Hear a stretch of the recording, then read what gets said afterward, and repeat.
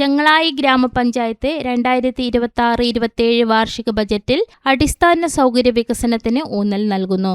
കൂനം, Kolathur, Kannadippara road, Valakkai, Koyyam road എന്നിവ യാഥാർത്ഥ്യമായി കഴിഞ്ഞു.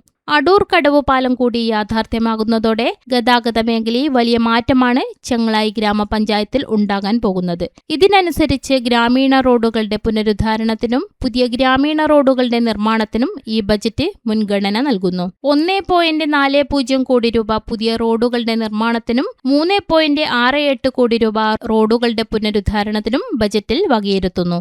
പഞ്ചായത്തിന്റെ സമ്പദ്ഘടനയിൽ പ്രധാന പങ്കുവഹിക്കുന്ന കാർഷിക മേഖലയിൽ കർഷകരുടെ വരുമാന വർധനവിനുള്ള വിവിധ പദ്ധതികൾക്ക് വേണ്ടി 60.73 ലക്ഷം രൂപ നീക്കിവെക്കുന്നു. അതോടൊപ്പം നടീൽ വസ്തുക്കളുടെയും ജൈവവളത്തിന്റെയും കാര്യത്തിൽ സ്വയം പര്യാപ്തത കൈവരിക്കുന്ന പ്രവർത്തനങ്ങളുമായി മുന്നോട്ടു പോകും. ദുരന്ത നിവാരണ പ്രവർത്തനങ്ങളുടെ ഭാഗമായി സമ്പൂർണ്ണ സുരക്ഷ സാക്ഷര പഞ്ചായത്ത് ആക്കി മാറ്റുന്നതിനുള്ള ജനകീയ പ്രവർത്തനങ്ങൾക്ക് 1 ലക്ഷം രൂപ വകയിരുത്തുന്നു. ചെറുപട്ടണങ്ങളായി വികസിച്ചു വരുന്ന ചെങ്ങളായി, വളക്കൈ, ചുഴലി കേന്ദ്രങ്ങളിൽ സ്ഥലം ലഭ്യമാവുന്ന മുറക്ക് ടേക്ക് എ ബ്രേക്ക് മാതൃകയിൽ പൊതു ശൗചാലയങ്ങൾ നിർമ്മിക്കുന്നതിന് ഊന്നൽ നൽകും. മൃഗസംരക്ഷണ മേഖലയ്ക്ക് 63.9 ലക്ഷം രൂപയും പൊതുജനാരോഗ്യ പ്രവർത്തനങ്ങൾക്ക് 62.44 ലക്ഷം രൂപയും വിദ്യാഭ്യാസവും സംസ്കാരം യുവജനക്ഷേമ മേഖലയിൽ 35.80 ലക്ഷം രൂപയും വനിതാ ശിശുക്ഷേമ പ്രവർത്തനങ്ങൾക്ക് 65.50 ലക്ഷം രൂപയും ബജറ്റിൽ വകയിരുത്തി.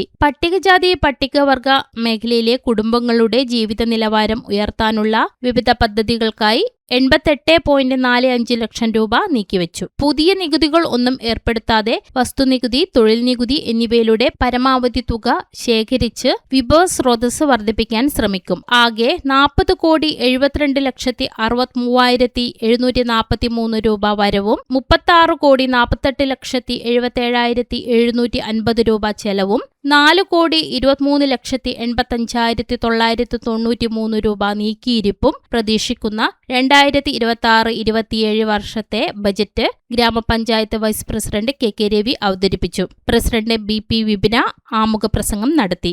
അസിസ്റ്റന്റ് സെക്രട്ടറി താഹിറ PU സ്വാഗതം പറഞ്ഞു. ഈ ബജറ്റ് ഊന്നൽ നൽകുന്നത് കാർഷിക മേഖല. ചെങ്ങളായി ഗ്രാമപഞ്ചായത്ത് കാർഷിക മേഖലയിൽ അധിഷ്ഠിതമായ സാമ്പത്തിക ഘടനയാണുള്ളത്. എങ്കിലും കർഷകർക്ക് സ്ഥായിയായ വരുമാനമില്ലാത്തത് ഈ രംഗത്ത് പുതുതലമുറയെ ആകർഷിക്കുന്നതിൽ പ്രശ്നങ്ങൾ ഉണ്ടാക്കുന്നു.